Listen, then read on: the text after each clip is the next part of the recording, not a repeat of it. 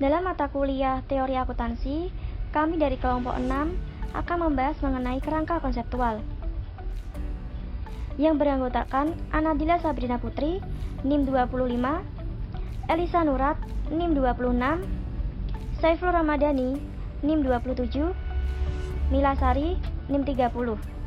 Assalamualaikum warahmatullahi wabarakatuh.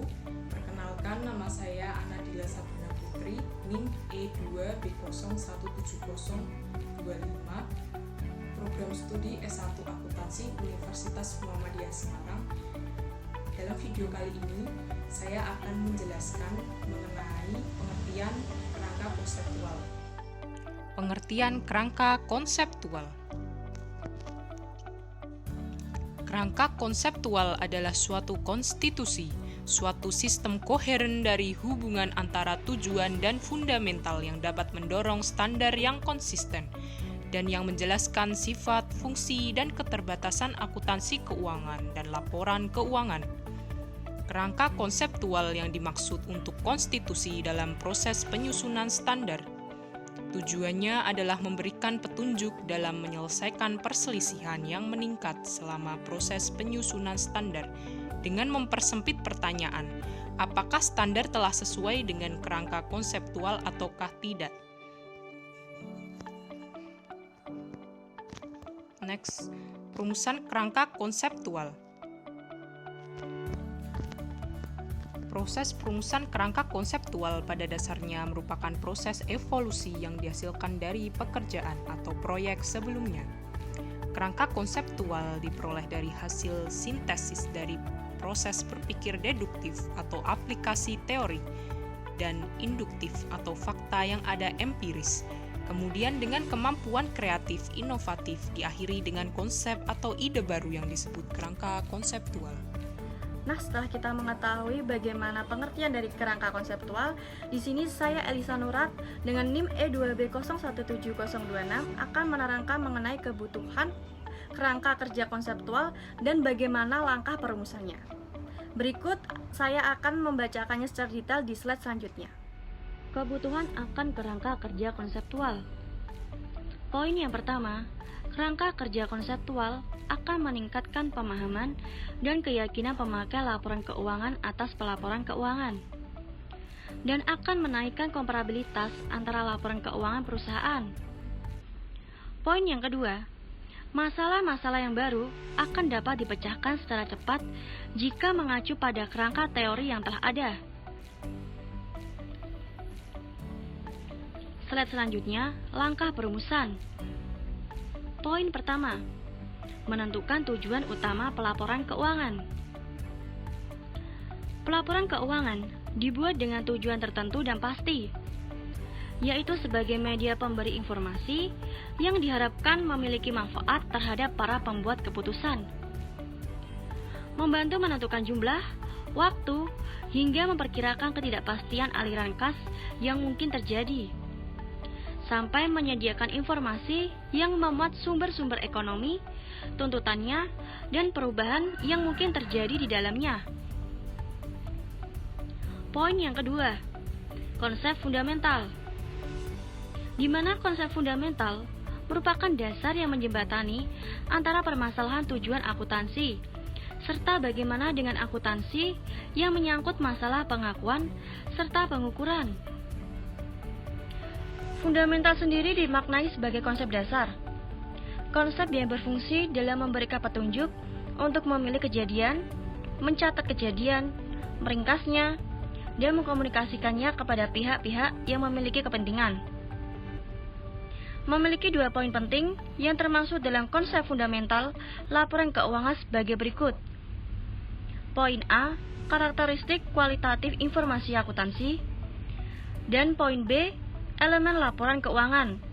Dari teman-teman saya sebelumnya, sekarang saya Saiful Ramadhani, NIM E2B017027 akan membahas tentang konsep pengakuan dan pengukuran dan sedikit menyinggung tentang kerangka konseptual yang ada di Indonesia. Kita lanjutkan diskusi. Ya.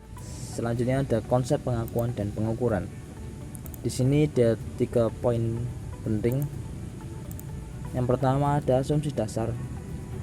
Poin ini penting untuk dipahami sehingga kita bisa mengerti cara-cara tertentu yang dilaporkan dalam laporan keuangan.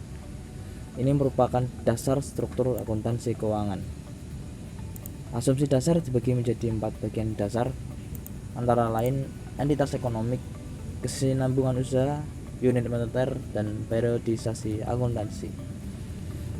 Entitas ekonomik menjelaskan kegiatan ekonomi sebuah badan usaha mampu diakumulasikan dan dilaporkan dengan asumsi suatu badan usaha terpisah dari pemilik maupun unit bisnis lainnya.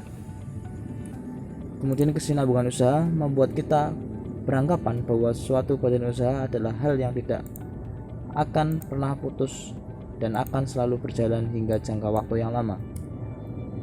Kemudian unit moneter di sini menjelaskan uang sebagai satuan persamaan yang bisa menghubungkan kegiatan-kegiatan ekonomi sekaligus sebagai unit moneter yang memberikan dasar tepat untuk pengukuran serta analisis dalam akuntansi. Kemudian periodisasi akuntansi. Periodisasi menganggap umur suatu badan usaha dianalogikan bisa dibagi dalam beberapa periode waktu guna menyajikan laporan keuangan. Kemudian poin selanjutnya prinsip. Prinsip lebih dikenal sebagai pedoman untuk mengakui transaksi badan usaha, dan ini berkaitan dengan bagaimana aktiva, pasiva, pendapatan, biaya diidentifikasi, diukur, sampai dengan dilaporkan. 4 prinsip yang dikenal dalam akuntansi adalah cost historis, di mana cost historis menjelaskan tentang pengakuan aktiva dan kewajiban setara dengan cost atau harga perolehan. Kemudian pengakuan pendapatan merupakan prinsip dasar untuk mengakui pendapatan dengan memenuhi syarat, telah atau bisa direalisasikan, dan telah menjadi hak. Kemudian penandingan adalah prinsip yang menyebutkan biaya harus disetarakan dengan pendapatan secara layak pada periode tertentu.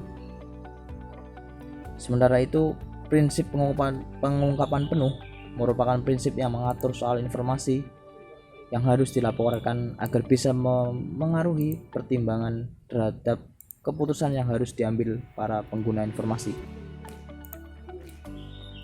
Poin yang terakhir, batasan. 4 batasan akuntansi keuangan antara lain hubungan antara kos dan manfaat, materialitas, praktik dalam industri, dan konservatif. Hubungan antara kos dan manfaat menjelaskan bahwa manfaat informasi akuntansi harus bisa lebih besar jika dibandingkan dengan kos atau harga perolehan. Kemudian materialitas menjelaskan bahwa ketika sebuah item dicantumkan atau mungkin dihilangkan, pasti akan mempengaruhi pertimbangan seseorang secara wajar. Kemudian praktik dalam industri mewajibkan kita untuk memahami sifat khas suatu badan bisnis. Konservatif merupakan prinsip yang diterapkan pada kondisi penuh keraguan tentang perlakuan akuntansi yang dipakai. Selanjutnya ada kerangka konseptual di Indonesia. Dan atas laporan keuangan merupakan media untuk pengungkapan yang diharuskan dalam standar akuntansi dan yang tidak dapat disajikan dalam neraca, laporan laba rugi, atau laporan arus kas. Indonesia telah melakukan adopsi penuh IFRS atau International Financial Reporting Standards mulai 1 Januari 2012. Namun penerapan IFRS telah dimulai secara bertahap dengan penerapan 19 PSAK atau Pernyataan Standar Akuntansi Keuangan dan 7 ISAK atau Interpretasi Standar Akuntansi Keuangan yang baru yang telah mengadopsi IAS atau IFRS mulai 1 Januari tahun 2010. Konvergensi IFRS ini merupakan salah satu kesepakatan pemerintah Indonesia sebagai anggota forum Group of 20. Selain itu, adopsi penuh IFRS di Indonesia baru dilakukan pada tahun 2012. Meskipun telah dilakukan secara bertahap mulai tahun 2010 dengan penerapan 19 PSAK baru. Sebelum mengadopsi IFRS, Indonesia pernah menggunakan GAAP atau Generally Accepted Accounting Principle. Saya Mila Sari, NIM 30, akan menjelaskan bahasan kerangka konseptual di Indonesia. Pembahasan kerangka konseptual akuntansi Indonesia meliputi yang pertama, saat Indonesia mengadopsi GAAP atau Generally Accepted Accounting Principle, tujuan kerangka konseptual ini sebagai acuan badan penyusun standar untuk mengembangkan dan menelaah atau meninjau kembali SAK. Yang kedua, pengharmonisan pengaturan SAK dan penyusunan laporan keuangan. Yang ketiga, penyusunan laporan keuangan. Lalu yang keempat, menanggulangi masalah akuntansi yang belum diatur dalam SAK. Lalu yang keempat, pemberian pendapat auditor dan penafsiran para pengguna laporan keuangan atas informasi dalam laporan keuangan yang disusun sesuai dengan SAK. Tujuan hasil laporan keuangan bertujuan untuk menyediakan informasi yang menyangkut posisi keuangan, kinerja, lalu perubahan posisi keuangan suatu perusahaan atau entitas yang bermanfaat bagi sejumlah pemakai dalam pengambil keputusan. Lalu sebagai pertanggungjawaban manajemen atas sumber daya yang dipercayakan kepadanya.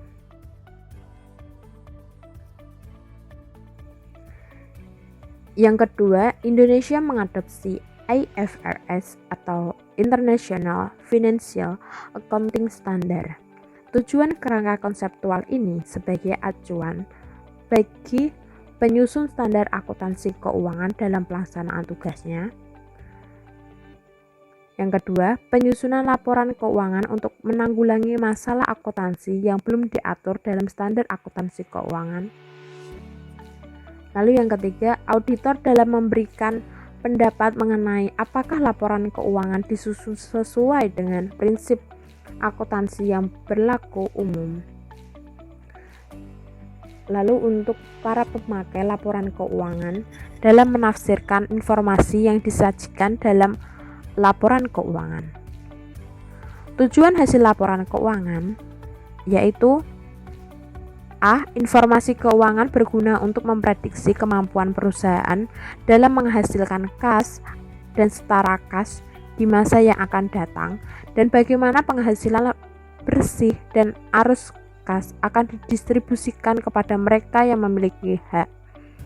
Lalu yang kedua, likuiditas dan solvabilitas berguna untuk memprediksi kemampuan perusahaan dalam memenuhi komitmen keuangannya pada saat jatuh tempo. Thank you. Any question?